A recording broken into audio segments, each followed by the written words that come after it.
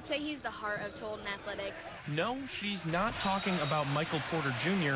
She's talking about Tolton chaplain and Lady of the Lord's priest Mike Coleman, who students say is the driving force behind their sports teams. He's always there supporting us. He really means everything to the athletics here. Could be a junior varsity game like this for a sport no one watches, and he'll still be there. That kind of shows how much he cares about athletics here. If you see Father Mike on Sundays, you see his enthusiasm.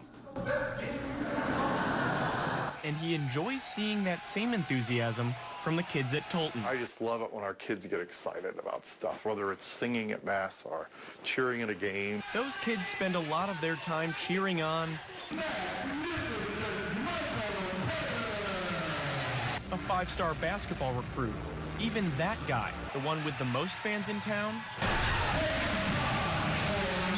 is a fan of Father Mike's too. He's never negative, and prays with us before the games, really get us in the right mindset, and we all owe him a big thanks. His influence isn't limited to the high school ranks. Missouri basketball's Cunningham sisters are touched by his enthusiasm, even though they went to crosstown Rockbridge High School. The second he met me, he took me in as if he'd been my priest all growing up, and he's just so supportive. I didn't even go to Tolton, but he just cares so much for me, and he reaches out to me, and that means a lot. Father Mike has inspired many talented athletes, but his aim is to reach athletes of all talent levels and make sure they know one thing. They can make a real difference. And if I can do one little tiny thing to help somebody make that difference in their life, if I can make any kind of a little tiny difference in somebody's life, that's what my life is all about. Whether they dunk or shoot, athletes in Columbia and elsewhere know they can make a difference thanks to Father Mike. And they do, every single day. Yeah, Emma, you know, I think I got the lucky straw this time, being out here in the sun at noon rather than at 5 and 6. But these two teams, rain or shine, they just want to win. Both teams are 0-4 on the season, separated by just a few miles on Providence Road, and both feature new head coaches on the sidelines. Joe Collier takes over for A.J. Afadale at Rockbridge, and Afadale joined Barry Odom's staff at Mizzou. Meanwhile, Devin Brown takes over at Hickman for Arnell Monroe, who passed away this offseason. Now, both coaches looking for their first coaching win. One of them is going to get it tonight, but they are hoping that the perseverance of their teams just finally pays off. Relations are far from perfect now, but all it took was 9 innings, 3 hours, and 2 teams to take one small step forward. Now that is what sports are all about. And obviously, you lost Travis Dean from a year ago, big playmaker, also most of your offensive line. How have you tried to scheme this year to still take advantage of the running game? The name's Bond, Brett Bond. If we're talking SEC freshman, the Mizzou catcher would have been Agent 001 last week. Born in Chesterfield, raised in Kirkwood, molded in Columbia, now employed in Kansas City. Jeremy Macklin is coming home. Oh, guys, it's raining. Molly Klein is right at home on the soccer field, but she's used to sharing it with 2 of her closest friends. I started playing with Kelsey when I was probably like 6. And I just always remember like playing at Cosmo and playing on those small fields or up in Jeff City. Since arriving at Rockbridge, she has played against Kelsey Mertz and Lucy Kingsley.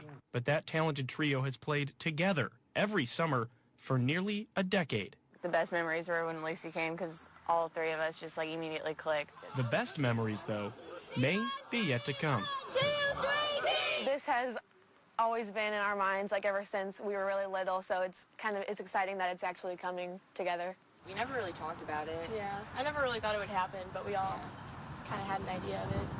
The 3 won't be rivals ever again after deciding to attend Columbia College in the fall. Now they don't have to debate who would beat the other. We're all super competitive, so I think it would just be pretty even. I don't know. I feel like someone would just end up getting hurt. Yeah. There is no debate about Molly's intensity.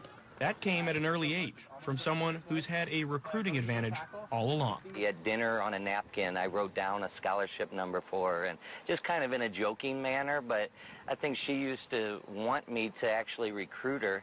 And, you know, that's what I understood. They're like, hey, you got to really give her a number. He let me know that I had other options, but it was always kind of in my back pocket. I've coached all 3 of those girls since they were little, and, you know, then we had a little team we called the Columbia Courage. So what started way back then will continue a little longer. I'm not really one to like change. And why would she be? She has 4 more years to help the trio finish what they started on the small fields at Cosmo 12 years ago. Jacob Kornhauser, KOMU-8 Sports, Columbia. Billy Hamilton, who I personally want to see race Usain Bolt because I have no idea how he gets to this ball, crashes into the wall, throws it back to the infield, and Greg Garcia doubled off of first base. Cardinal threat is over. Same inning, Randall Grichuk puts St. Louis up for good. 2-run homer to left, that breaks the tie, and the Cardinals rally their way to a much-needed 9-7 victory. On the power play now, this time in the third period, it's Colton Parayko to Petrangelo, to Stastny, back to Parayko, who fires it on net, but Martin Jones up to the task. The Tigers took on the Mountaineers of West Virginia earlier this afternoon. Barry Odom, the former Tiger linebacker, in his first game as Missouri's head coach.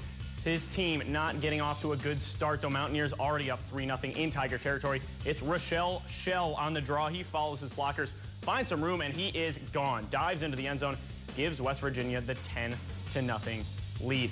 Early second quarter, Tigers have something going. Freshman Demaria Crockett on the handoff, but he's taken down from behind, loses the football. Tough break, take another look.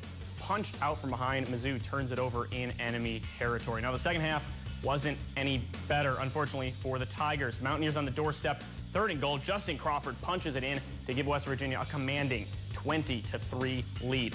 26-3 now in the fourth. Tigers trying to stage a comeback. Drew Lock swings it out to Alabama transfer Chris Black, who dives into the end zone, somehow stays in bounds for the score. Just tiptoeing on the sidelines. Take another look. Black just inches from the sideline, somehow able to leap, and he gets his first touchdown as a Tiger. After the 2-point conversion, Tigers down 26-11. That sets up this onside kick. Turner Adams kicks it right up the middle. Nobody's there for West Virginia, and he recovers his own onside kick. Mizzou making it a little interesting. Now Locke rolling out, has all the time in the world, rolls to his left, nobody open, but he finds Chris Black across his body between 4 defenders into West Virginia territory. Now Locke hurrying up the offense, delivers another nice strike to Dominic Collins inside the West Virginia 10, but the drive stalling. 4th and goal for the Tigers. Locke looking for Jamon Moore. A little contact, the ball is tipped away, but that's all she wrote. Missouri drops its first game of the season, 26-11. Odom will have to wait a little longer for that first win.